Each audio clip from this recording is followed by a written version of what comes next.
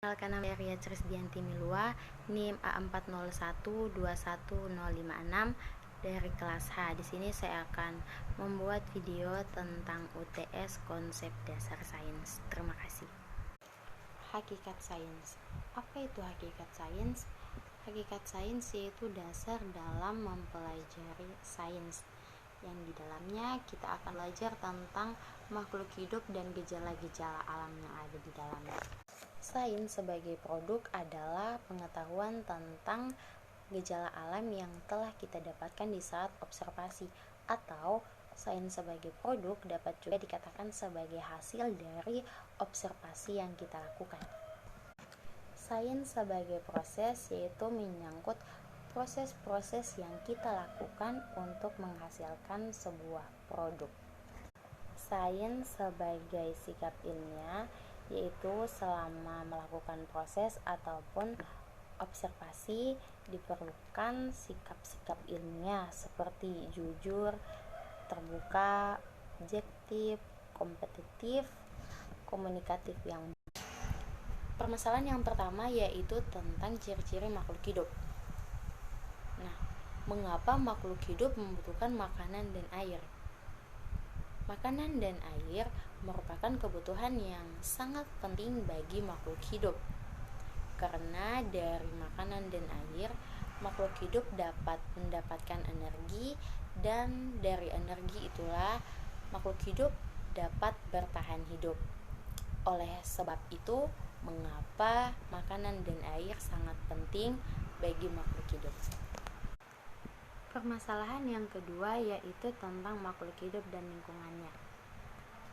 Apa yang terjadi jika kita tidak melakukan pelestarian lingkungan?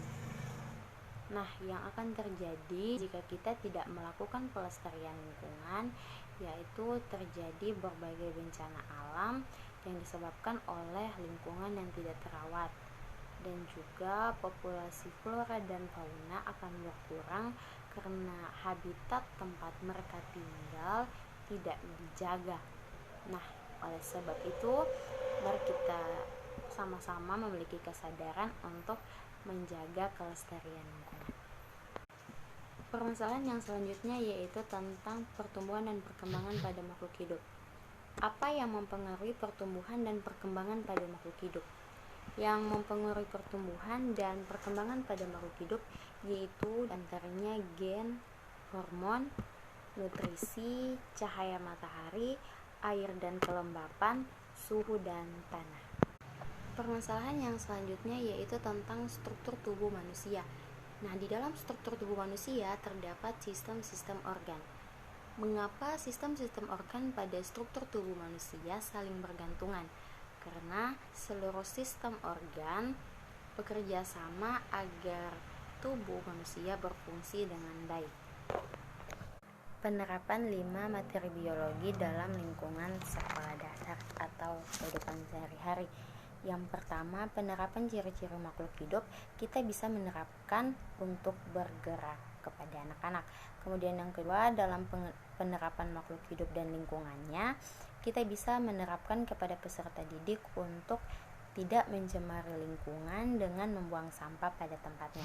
Kemudian yang ketiga, pertumbuhan dan perkembangan pada makhluk hidup dapat kita lihat pada cahaya matahari. Kita bisa mengajak anak-anak untuk melihat tumbuhan memerlukan matahari untuk fotosintesis. Nah, kemudian yang keempat, pada struktur tubuh manusia kita bisa menerapkan atau menyampaikan kepada anak-anak yang mana sistem organ-organ pada manusia. Kemudian yang kelima, pada sistem organ kita bisa menerapkan fungsi dari sistem organ yaitu untuk metabolisme berupa keringat.